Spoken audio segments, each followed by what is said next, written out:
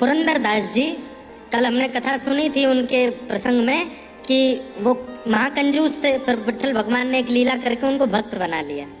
तो पुरंदर दास जी जब भक्त बन गए और पंढरपुर सब छोड़ छाड़ के पंढरपुर में आके निवास करने लगे, तो उनका इतना यश हो गया सब जगह कि पुरंदर दास जी अब जब मंदिर में आते थे ना, तो विठ्ठल भगवान के श्री अंग से एक दिव्य सुगंधी निकलने लगती थी और पंडरीनाथ भगवान के मुखमंडल पर एक अलग तेज आ जाता था और दर्शन करते करते लोग आश्चर्यचकित हो जाते थे। हम तो बहुत देर से देख रहे हैं, अभी तो ऐसे नहीं चमक रहे थे, अचानक से कैसे चमकने लगे।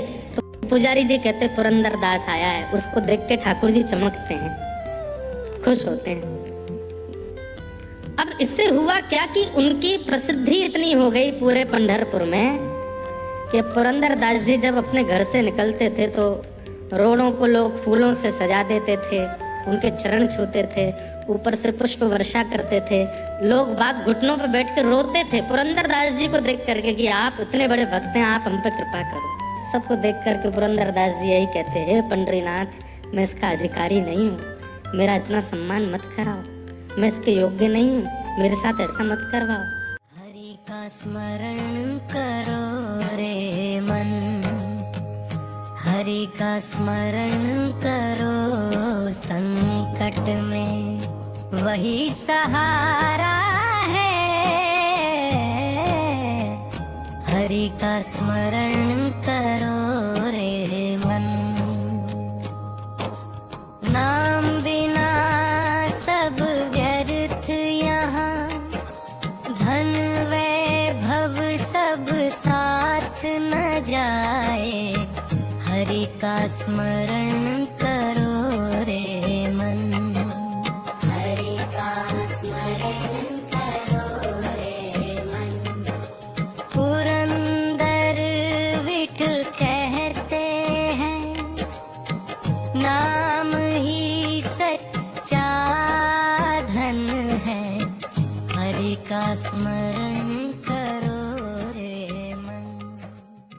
पंडरीनाथ भगवान बोले कि अब समय आ गया। क्या? अब पुरंदर दास की परीक्षा ले लें, अब इसकी परीक्षा ले लें। कैसे परीक्षा लेंगे? तो मैंने कहा ना, इनसे बढ़िया स्क्रिप्ट राइटर नहीं है कोई। ये ऐसा चक्र घुमाते हैं भैया, आप सोचते रह जाओ ये क्या हो गया। तो एक वैश्या, एक नगर वैश्या, वो नृत्य करती थी और जहां वो नृत्य करती थी वहां पर व्यसनी लोग जाते थे उसका नृत्य देखने के लिए, लेकिन हृदय से परम भक्ता थी पंडरीनाथ भगवान की। रोज पंढरपुर पंडरीनाथ भगवान का दर्शन करने जाती, सौल से अपने आप को छुपा के, क्योंकि उसका नाम तो गलत रूप में लेते थे ना नगर के लोग, तो इसलिए अपने आप को छुपा करके जाती, मुंह ढक करके जाती और पंडरीनाथ भगवान को प्रणाम करती और प्रणाम करके कहती, मेरे पास कुछ और तो है नहीं देने के लिए, एक नृत्य ही मुझे आता है और यहाँ मुझे कोई नाचने देगा नहीं।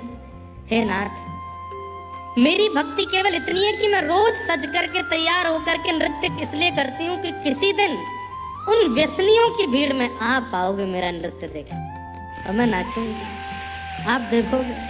और रोज पूछती, कब आओगे आप, कब आओगे। अब स्थिति ये हो गई कि वो वैश्या रोज जाती है और ठाकुर जी के आगे जाके अब डांटती है, मेरे पास क्यों आओगे, वैश्या हूं ना, अपने शरीर को संसार के रंजन में लगा रखा है ना, ये संसार तो मुझे अपवित्र बोलता ही है, लेकिन आप पतित पावन अपने आप को कहना बंद कर दो, क्योंकि पतित पावन वो जो पतितों को भी स्वीकार करता हो।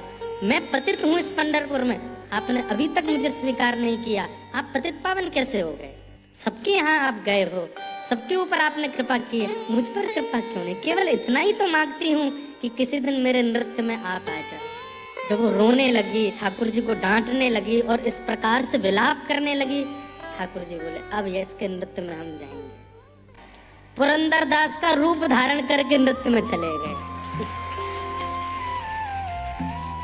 वैश्या नाच रही है और लोग बाग पी रहे हैं, खा रहे हैं उस और गंदी गंदी बातें कर रहे हैं।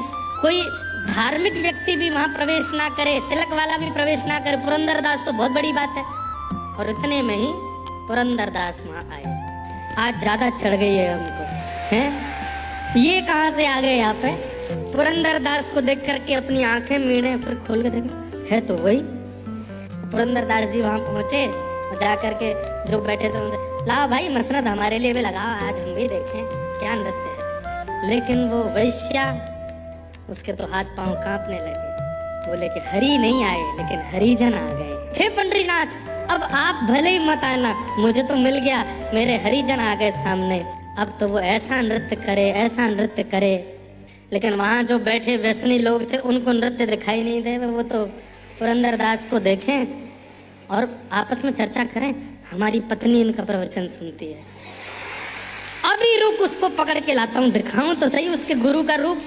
दौड़ा दौड़ा गया, कोई अपनी पत्नी को बुलाने गया, कोई अपने मित्रों को बुलाने गया, कोई अपने जो जो प्रवचन सुनते थे, जो जो उनको प्रणाम करते, सबको खींच के लाया, देखो तुम्हारा पुरंदरदास क्या कर रहा है। हाय राम हाय, ये पुरंदरदास वैश्या, छी छी, राम राम राम। हमसे कहा मोह माया से दूर रहो, खुद आ गए यहाँ पर। जब वैश्या ने नृत्य करके नृत्य विराम किया तो पुरंदरदास जी पर वाह वाह वाह वाह, क्या दूं क्या दूं क्या दूं, इतना अद्भुत नृत्य। तो अपने हाथ के सोने का कड़ूला उतार करके वैश्या को दे दिया। बहुत अच्छा नाचती हो, क्या, मैं तो आनंदित हो गया। अब तो महाराज काना फूसी होते होते सुबह हुई नहीं, रात में पूरे पंढरपुर को पता चल गया कि ऐसा हुआ है। पुरंदरदास जी का इतना अपयश हो गया। अब पुरंदरदास जी प्रेम से सो रहे थे, तो पंडरीनाथ भगवान थे, पुरंदरदास थोड़े ही थे। ठाकुर जी बढ़िया मटकते हुए जा रहे हैं, सब जो लोग बाग खड़े थे मुंह पे हाथ धर के, क्या नाचती है ये। लेकिन ठाकुर जी तो अंतर ध्यान होके मंदिर पहुंच गए। रुक्मणी जी क्रोध में खड़ी, क्या करके आए हो ये, पूरी लीला देखी मैंने आपकी, ये सब क्या करके, बेचारे पुरंदरदास का ऐसा अपयश आप क्यों करवाया है। देवी, ये मैं परीक्षा ले रहा हूं, पुरंदर अब भक्त हो गया है, उसका इतना सम्मान हो गया है, पूरा जगत उसको पूजने लगा है। ये परिस्थिति देख करके मैं देखना चाहता हूँ वो मेरे प्रति अब कैसा भाव रखेगा, उसके मन में क्या आएगा। और तुम भी देखना, ये परीक्षा मुझे करनी है, और केवल पुरंदर की नहीं, मैं अपने सब भक्तों की ऐसी परीक्षा लेता हूँ, मुझे करने दो। प्रातः काल आज का सूर्य उदय सुखद नहीं था। पुरंदरदास जी नित्य के भांति सुबह ब्रह्म मुहूर्त में उठे, उन्हें तो कुछ पता ही नहीं था क्या हो गया पंढरपुर में। तैयार होने के बाद में आज जैसे लोग आकर के चरणों में गिरने लगे, हे पुरंदरदास जी, कह दीजिए कि रात्रि जो सुना वो असत्य है। बोले क्या सुना तुमने, क्या हुआ रात्रि को। अरे विठ्ठल भगवान सब मंगलमय करते हैं, क्यों तुम चलो दर्शन करने चलते हैं। लेकिन अब बात ऐसी है कि लोगों में बात फैली है, लोगों में अपयश हुआ है, लेकिन अभी तक वो अपयश इस स्थिति में नहीं आया कि पुरंदरदास जी को देश निकाला की स्थिति हो जाए। तो वो कब हुआ, जब मंदिर के कपाट खुले। जैसे कपाट खुले, पांडुरंग भगवान खड़े थे, एक हाथ में कड़ूला था, दूसरे में था ही नहीं। और जब दूसरे में कड़ूला नहीं देखा तो पुजारियों ने हल्ला मचाया, बोले तुरंत पंढरपुर की सारी नाकाबंदी कर दो, बाहर कोई निकलने ना पाए, ठाकुर जी के आभूषण चोरी हुए हैं, ठाकुर जी का एक कड़ूला नहीं है, जांच करो, घर घर में जाकर के ढूंढो किसने करी है ये चोरी। जैसी कड़ूले की आवाज रात्रि में वहां बैठे व्यसनियों के कान में पड़ी कि ठाकुर जी का कड़ूला चोरी हो गया है, वो जो कभी मंदिर नहीं जाते थे आज पहुंच गए और जाकर के पुजारियों से बोले हमको पता है कड़ूला कहाँ है। बोले कहाँ है। बोले वो वैश्या नाचती है उसके पास है। उसके पास, उसने चोरी की। नहीं नहीं नहीं नहीं, चोरी करने वाला तो कोई और है, सुन के पैरों तले जमीन खिसक जाएगी। कौन है। पुरंदरदास, उसी ने आकर के चोरी करी और कल रात को नशे में मदमस्त होकर के बिल्कुल अपने होश और हवास में नहीं था, वहां पर वैश्या का नृत्य देख करके उसके मन में जाने क्या बात आई और जेब से निकाल करके कड़ूला उसी को दे दे। नहीं मिल जाए अगर वैश्या के पास तो हमारा नाम बदल देना। चलो, पुजारियों के पास और कोई रास्ता तो नहीं था, वैश्या के घर पहुंच गए। वैश्या के द्वार पर जब पुजारियों को देखा, वैश्या बोले कल रात्रि में तुमको कोई सोने का कड़ूला मिला। नीची नजर है जी, प्रसाद रूप में श्री पुरंदरदास जी ने मुझको दिया। अब वहां कौन समझे कि इसमें सत्य क्या है असत्य क्या है। वैश्या अपने मुख से कह रही है कि मुझे पुरंदरदास जी ने दिया, और जैसे भीतर से वो कड़ूला ला करके दिया, चेहरा ताम्र वर्ण का हो गया। बोले इतना पाखंड पुरंदरदास, ऐसा कर सकता है? जा करके कड़ूला धो करके ठाकुर जी को पधरा दिया और कहा आज पुरंदरदास नहीं बचेगा। पुरंदरदास जी जैसे ही मंदिर पहुंचे, द्वार पर ही ब्राह्मणों ने रोक लिया। बोले तुम्हारी इतनी हिम्मत, ऐसा किया तुमने? पुरंदरदास जी बोले मैंने क्या किया मुझे नहीं पता। बोले सुनो, अब ये अपनी सफाई देगा, अपनी अपनी बातें करेगा, उससे पहले ये कुछ कहे हमें सुनना ही नहीं है, बांध दो इसको एक खंबे से। और खंबे से पुरंदरदास जी को ऊपर से नीचे तक बांध दिया और पंढरपुर के लोगों को कहा ये वैश्यागमन करता है हमें कोई दिक्कत नहीं, ये व्यसन करता है हमें कोई दिक्कत नहीं, पर हमारे ठाकुर जी की चोरी करता है इससे हमें दिक्कत है। हे पंढरपुर निवासियों, अब तो बदला तब पूरा होगा, एक एक करके आओ और आकर के पुरंदरदास पर प्रहार करो। खंबे से बंधे हैं पुरंदरदास, नहीं पता कि मैंने क्या किया। सबसे लाइन में सबसे आगे वही खड़े थे जो वैश्यागमन करते थे, सबसे आगे आकर हमारी पत्नियों को कथा सुनाता है, हमारे बच्चों को भक्त बनाता है, खुद की काम देखे थे ना, खूब भला बुरा कह रहे हैं, मार रहे हैं, उल्टा सीधा। पुरंदरदास जी के नेत्रों से आंसू गिर रहे हैं। रुक्मणी जी रोष कर रही हैं, कैसे हो आप? यहाँ ये पुरंदरदास के साथ इतनी अनीति की जा रही है और आप यहाँ खड़े खड़े मुस्कुरा रहे हैं। अब वो देखना जो मैं तुम्हें दिखाना चाहता हूँ। रुक्मणी जी ये बताइए कि पुरंदरदास के मन में क्या चल रहा होगा इस वक्त। उसे नहीं पता कि उसने कुछ गलत किया है, उसे नहीं पता कि क्या हुआ है, पूरा नगर उसके खिलाफ खड़ा है, पर ऐसी स्थिति में पुरंदरदास के मन में क्या चल रहा होगा आप बताओ। क्या चल रहा होगा? वो खुद से पूछ ही रहा होगा कि मैंने किया क्या, मेरा अपराध क्या है। अब मेरी दृष्टि से देखो, मैं दिखाता हूँ उसके मन में क्या चल रहा है। तो पुरंदरदास जी के चित्त में जब झांक करके देखा, पुरंदर अपने मन में विचार कर, भैया घर परिवार में किए गए पाप पुण्य क्षेत्र तीर्थ में जाकर के नष्ट हो जाते हैं, पर तीर्थ में किए गए पाप तो पत्थर की लकीर हो जाते हैं। मुझसे निश्चित ही तीर्थ क्षेत्रों में पाप बना होगा।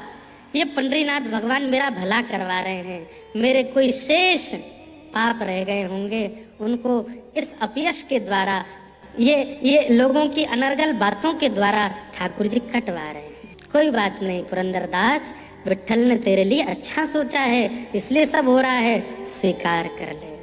रुक्मणी जी के नेत्र सजल हो गए और पंडरीनाथ भगवान के चरणों में प्रणाम करते हुए कहते हैं, हे भगवान, मैं मान गई आपके भक्तों के चित्त को जो कैसी भी परिस्थिति जीवन में आ जाए लेकिन विचलित नहीं होते हैं। अब भी वो यही सोच रहा है कि आपने उसके लिए कुछ अच्छा सोचा है, इसीलिए सब हो रहा है। पर अब इसके ऊपर होने वाली पीड़ा मैं सह नहीं पा रही हूँ, अब आप कुछ करो। और तभी पूरे पंढरपुर के लोगों को सावधान की स्वर सुनाई देने लगा। सब विचलित हो गए, कहाँ से आ रहा है स्वर। तभी देखा मंदिर में खड़े पांडुरंग भगवान बोल रहे हैं, मैं बोल रहा हूँ अभी इसी वक्त पुरंदरदास को खोल दो, इसने कोई भी पाप नहीं किया है, इसने कोई भी ऐसा अनर्गल कृत्य नहीं किया है। उस वैश्या की इच्छा थी कि मैं उसके नृत्य में जाऊं, पर मैं अपने रूप में जाता तो वो नृत्य नहीं कर पाती, इसलिए मैं ही पुरंदरदास का रूप धारण करके गया और उस वैश्या के नृत्य में जाकर के मैंने ही अपना कड़ूला प्रदान किया। वास्तव में इस कृत्य के द्वारा मैंने दोनों को स्वीकार किया है, पर तुम लोग समझ नहीं पाए। सुनते ही सब पंढरपुर के लोग ठाकुर जी के चरणों में वंदित हो गए, हमें क्षमा कर दो नाथ,